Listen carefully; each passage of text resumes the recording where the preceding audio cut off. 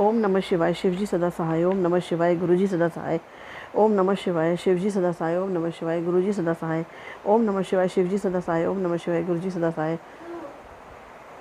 गुरुजी के चरणों में अपना माथा रख के प्रणाम करती हूँ, अपने नाक रगड़ के प्रणाम करती हूँ। गुरुजी को बारंबार प्रणाम करती हूँ, कोटि कोटि प्रणाम करती हूँ। गुरुजी को शुक्राना है कि गुरुजी ने मेरे सर पे हाथ रखा, मेरे जीवन में चमत्कार किए, मेरे जीवन को बदला, मेरी परीक्षा ली, लेकिन हमेशा एक हाथ से मुझे संभाले रहे और मुझे जीवन में वो दिया जो मेरे जीवन में लिखा भी नहीं था। और गुरुजी ने मुझे सब कुछ ब्लेस किया, सब कुछ ब्लेस किया। गुरु पापा, हर चीज़ के लिए आपका अनंतम अनंतम अनंतम शुक्राना। गुरु पापा, आप मुझे हमेशा मुसीबतों परेशानियों से भी बचाते हैं, उसके लिए भी अनंतम अनंतम शुक्राना। और अब सभी संगत जी को जय गुरु जी कहते हुए मैं श्री शिव महापुराण द्वितीय रुद्र संहिता के द्वितीय खंड सती खंड से 15वें अध्याय का पठन करने जा रही हूँ। अथ पंचदशो अध्याय। विषय है सती द्वारा नंदा व्रत का अनुष्ठान तथा देवताओं द्वारा शिव स्तुति। ब्रह्मा जी बोले, हे मुने, एक समय आपके साथ जाकर मैंने त्रिलोकी की सर्व स्वभूता उन सती को अपने पिता के पास बैठी हुई देखा।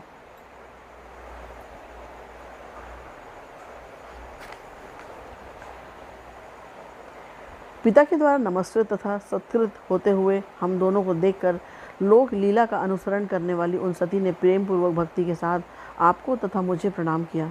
हे नारद, प्रणाम करने के पश्चात दक्ष के द्वारा दिए गए आसन पर हम दोनों बैठ गए। इसके बाद विनम्र सती को देखकर मैंने कहा, हे सती, जो तुम्हें चाहता है तथा जिसे तुम चाहती हो, उन सर्वज्ञ जगदीश्वर को तुम पति रूप में प्राप्त करो, जिसने तुम्हारे अतिरिक्त दूसरी स्त्री का पाणी ग्रहण नहीं किया है, जो वर्तमान में भी न करते हैं न करेंगे, और हे शुभे, जिनकी समता कोई और करने वाला नहीं है, वे ही इस समय तुम्हारे पति हों।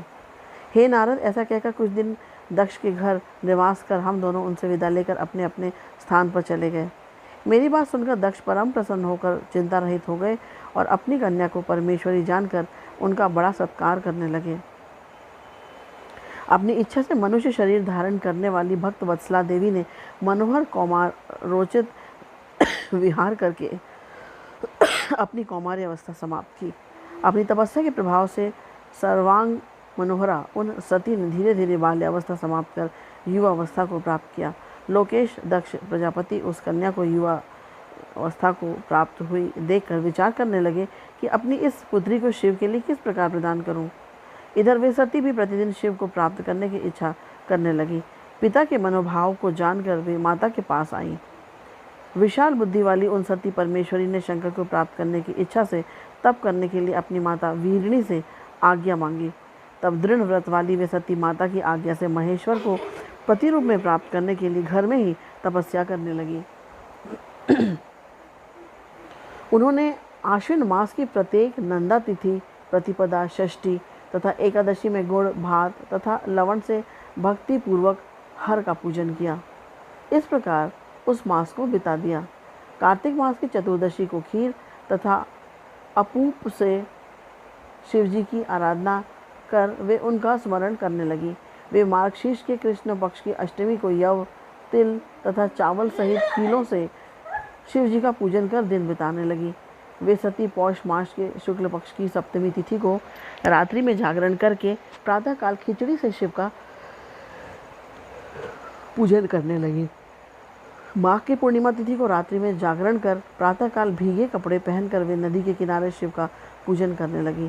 फाल्गुन कृष्ण चतुर्दशी को रात्रि में जागरण कर सब प्रहरों में बिल्व पत्र तथा बिल्व फल से शिव की विशेष पूजा करने लगी। चैत्र शुक्ल चतुर्दशी को वे सती पलाश पुष्प तथा दवनों यानी दोनों से शिवजी की पूजा करती रहीं और दिन रात उनका स्मरण करती हुई उस समय व्यतीत करती थी। वैशाख शुक्ल तृतीया को गव्य, तिलाहार, यव एवं चावलों से शिवजी का पूजन कर उस मास को व्यतीत करने लगी। ज्येष्ठ की पूर्णिमा के दिन निराहार रहकर रात्रि में वस्त्र एवं भटकटैया के पुष्पों से शिवजी का पूजन करके वे सती उस मास को व्यतीत करने लगी। वे आषाढ़ शुक्ल चतुर्दशी को काले वस्त्र तथा भटकटैया के पुष्पों से शिवजी की पूजा करने लगी। वे श्रावण शुक्ल अष्टमी तथा चतुर्दशी तिथि को पवित्र यज्ञोपवीत तथा वस्त्रों से शिव का पूजन करने लगी। भाद्रपद कृष्ण चतुर्दशी को अनेक प्रकार के पुष्पों तथा फलों से शिव का पूजन करके वे चतुर्दशी तिथि में केवल जल का आहार करती थी।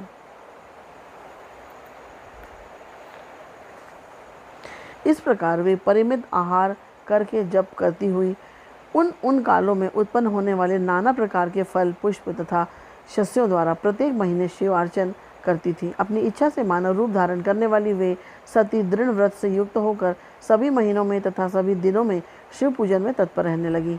इस प्रकार नंदा व्रत को पूर्ण रूप से समाप्त करके भगवान शिव में अनन्य भाव रखने वाली सती एकाग्रचित होकर बड़े प्रेम से भगवान शिव का ध्यान करने लगी तथा उनके ध्यान में ही निश्चल भाव से स्थित हो गई। हे मुने, इसी समय सब देवता और ऋषि भगवान विष्णु को और मुझको आगे कर सती की तपस्या देखने के लिए गए। वहां आकर देवताओं ने देखा कि सती मूर्तिमती दूसरी सिद्धि के समान जान पड़ती है। वे उस समय भगवान शिव के ध्यान में निमग्न थीं और सिद्धावस्था में पहुंच गई थीं। विष्णु आदि समस्त देवताओं तथा मुनियों ने प्रसन्नचित्त होकर दोनों हाथ जोड़कर तथा सिर झुकाकर प्रेम पूर्वक सती को नमस्कार किया।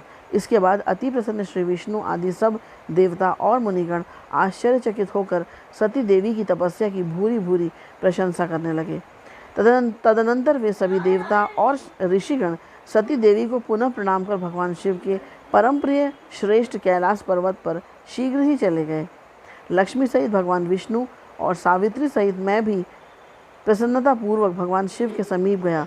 वहां पहुंचकर आश्चर्यचकित होकर सभी लोगों ने प्रभु का दर्शन कर उन्हें प्रणाम किया और दोनों हाथ जोड़कर अनेक प्रकार के स्तोत्रों से वे उनकी स्तुति करने लगे।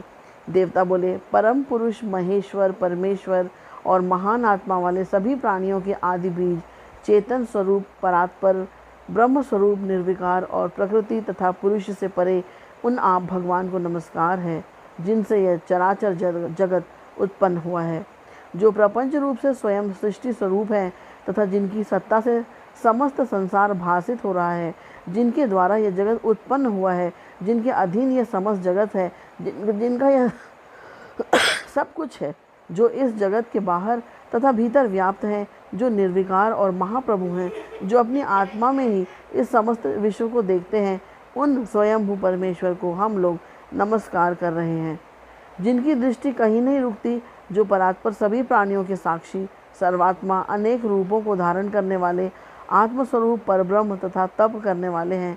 हम लोग उनकी शरण में आए हैं। देवता, ऋषि तथा सिद्ध भी जिनके पद को नहीं जानते हैं, तो फिर अन्य प्राणी उनको किस प्रकार जान सकते हैं और किस प्रकार प्राप्त कर सकते हैं? जिनको देखने के लिए मुक्त संग साधुजन ब्रह्मचर्य आदि व्रतों का आचरण करते हैं, वे आप हमारी उत्तम गति हैं। हे प्रभु, दुख देने वाले जन्मादि कोई भी विकार आप में नहीं होते, फिर भी आप अपनी माया से कृपा पूर्वक उन्हें ग्रहण करते हैं। आश्चर्यमय कर्म करने वाले उन आप परमात्मा को नमस्कार है। वाणी से सर्वथा परे आप परब्रह्म परमात्मा को नमस्कार है। बिना रूप के होते हुए भी बहुत रूपों वाले परात्पर अनंत शक्ति से समन्वित त्रिलोकपति, सर्वसाक्षी तथा सर्वव्यापी को नमस्कार है। स्वयं प्रकाशमान निर्वाण सुख तथा संपत्ति स्वरूप ज्ञानात्मा तथा व्यापक आप ईश्वर को नमस्कार है। निष्काम कर्म के द्वारा प्राप्त होने वाले कैवल्य पति को नमस्कार है। परम पुरुष परमेश्वर तथा सब कुछ देने वाले आप प्रभु को नमस्कार है। क्षेत्रज्ञ आत्मस्वरूप सभी प्रत्ययों के हेतु सबके पति महान तथा मूल प्रकृति को नमस्कार है। पुरुष परेश तथा सब कुछ प्रदान करने वाले आप परमात्मा को नमस्कार है। हे कारण रहित, त्रिनेत्र, 5 मुख वाले तथा सर्वदा ज्योति स्वरूप आपको नमस्कार है। सभी इंद्रियों तथा गुणों को देखने वाले आप परमात्मा को नमस्कार है। तीनों लोकों के कारण मुक्ति स्वरूप मोक्ष प्रदान करने वाले, शीघ्र ही शरणागत को तारने वाले, आमनाय वेद तथा आगम शास्त्र के समुद्र परमेष्टि तथा भक्तों के आश्रय रूप आप प्रभु को नमस्कार है। हे महेश्वर, आप गुण रूपी अरणि से आच्छन्न चित स्वरूप अग्नि रूप, मूर्खों के द्वारा प्राप्त न होने वाले, ज्ञानियों के हृदय में सदा निवास करने वाले, संसारी जीवों के बंधन को काटने वाले, उत्तम भक्तों को मुक्ति प्रदान करने वाले, स्वप्रकाश स्वरूप, नित्य अव्यय, निरंतर ज्ञान स्वरूप, प्रत्यक्ष दृष्टा, अविकारी तथा परम ऐश्वर्य धारण करने वाले हैं। आप प्रभु को नमस्कार है। लोग धर्म, अर्थ, काम, मोक्ष के लिए जिनका भजन करते हैं तथा जिनसे अपनी सद्गति चाहते हैं, ऐसे हे प्रभु आप हम सभी के लिए दया रहित कैसे हो गए। हम पर प्रसन्न हो, आपको नमस्कार है। आपके अनन्य भक्त आपसे किसी अन्य अर्थ की अपेक्षा नहीं करते हैं, वे तो केवल आपके मंगल स्वरूप चरित्र को ही गाया करते हैं। अविनाशी परब्रह्म, अव्यक्त स्वरूप वाले व्यापक आध्यात्म तथा योग से जानने योग्य तथा परिपूर्ण आप प्रभु की हम लोग स्तुति करते हैं। हे अखिलेश्वर, इंद्रियों से परे, स्वयं आधार रहित, सबके आश्रय हेतु रहित, अनंत, आद्य और सूक्ष्म आप प्रभु को हम सभी प्रणाम करते हैं। आपने अपनी तुच्छ कला मात्र से नाम रूप के द्वारा विष्णु आदि सभी देवताओं तथा इस चराचर जगत की सृष्टि की है। जैसे अग्नि की चिंगारियों तथा सूर्य की किरणें बार बार निकलती चिंगारियाँ जैसे अग्नि की चिंगारियाँ तथा सूर्य की किरणें बार बार निकलती हैं और फिर उन्हीं में लीन हो जाती हैं, उसी प्रकार सृष्टि का यह यह प्रवाह त्रिगुणात्मक कहा जाता है।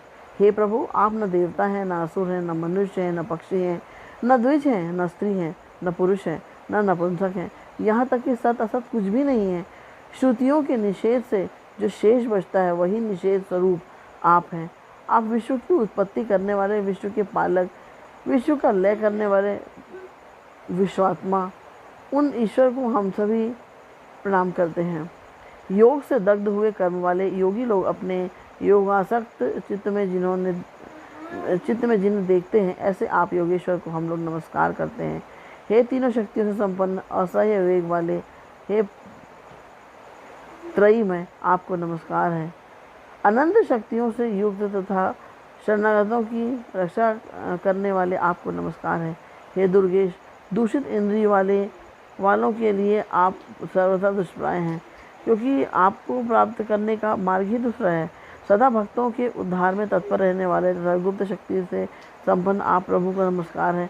जिनकी माया शक्ति के कारण अहम बुद्धि से युक्त मूर्ख अपने स्वरूप को नहीं जान पाता है, उन दुरत में महिमा वाले आप महाप्रभु को नमस्कार है। ब्रह्मा जी बोले, हे नारद, इस प्रकार महादेव जी की स्तुति करके मस्तक झुकाए हुए विष्णु आदि सभी देवता अपने उत्तम भक्ति को प्राप्त करते हुए उत्तम भक्ति से युक्त हो प्रभु शिव जी के आगे चुपचाप खड़े हो गए। इति श्री शिव महापुराणे द्वितीयामृत संहितायां द्वितीय सती खंडे नंदा व्रत विधान शिव स्तुति वर्णम नाम 15 अध्याय। इस प्रकार से शिव महापुराण के अंतर्गत द्वितीय रुद्र संहिता के द्वितीय सती खंड में नंदा व्रत विधि तथा शिव स्तुति वर्णन नामक 15वां अध्याय पूर्ण हुआ।